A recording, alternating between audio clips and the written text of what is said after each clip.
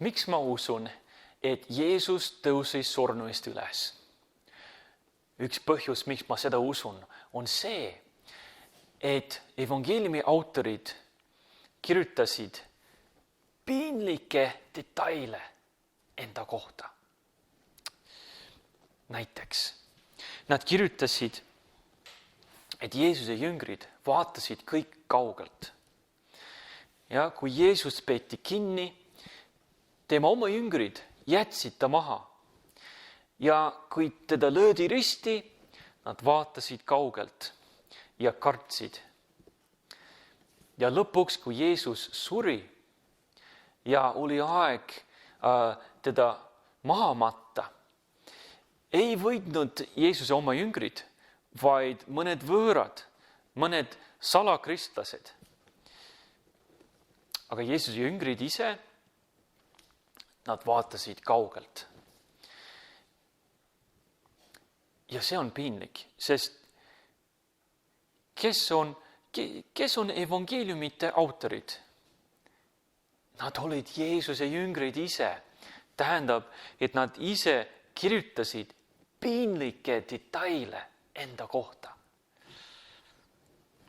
Ja mis veel? Kes Jeesus pidi olema?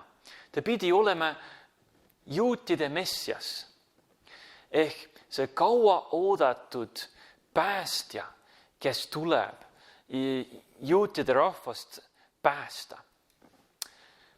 Aga kui Jeesus oli juba surnuist üles tõusnud, ikkagi ei uskunud need religioossed juhid juutide seas. Tähendab, et Jeesus pidi olema juutide päästja, messias, aga juudid ise ei uskunud temasse. See on natuke piinlik. Ja mis veel on piinlik, on see, et kõik need esimesed Jeesuse ülestõusmise pealtnägijad olid kõik naised.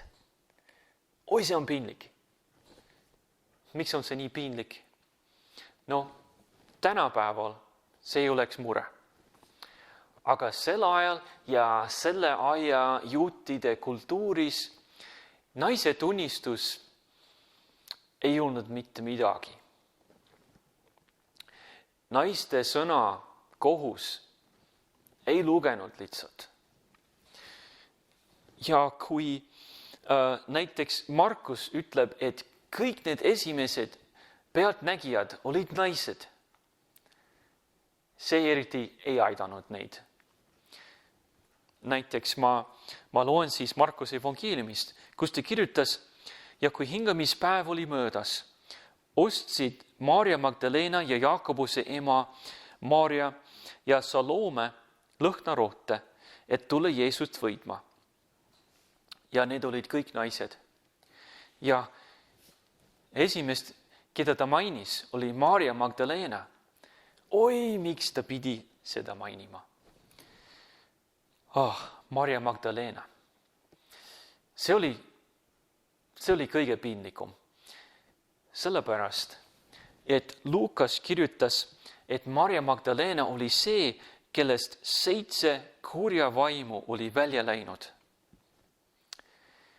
Nii, et ta vist ei olnud kõige usaldusväärsem inimene. Ja võib-olla oleks olnud parem tema nime lihtsalt ära jätta sellest nimekirjas. Aga ei, ta pani Maarja Magdalena nende hulgas. See on piinlik.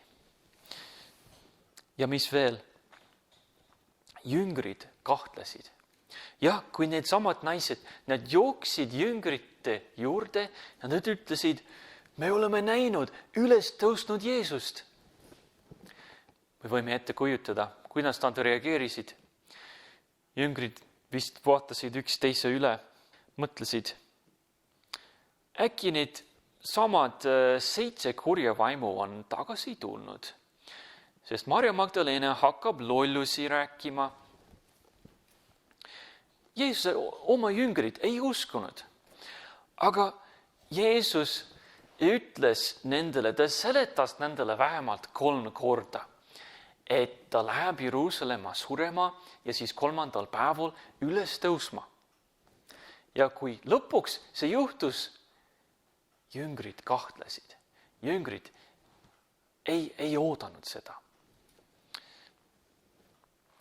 Ja kui natuke hiljem, kui kõik jüngrid peale Toomast olid Jeesust näinud, üles tõusnud Jeesust näinud, ja siis nad ütlesid Toomasele seda, ka siis Toomas ei uskunud.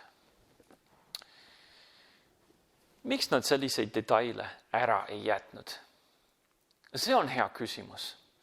Kui piibel on väljamõeldis ja kui nad kirjutasid kõik neid asju enda kasuks, miks mainida, miks kirjutada igasuguseid piinlikke asju enda kohta? See lihtsalt ei ole mõistlik.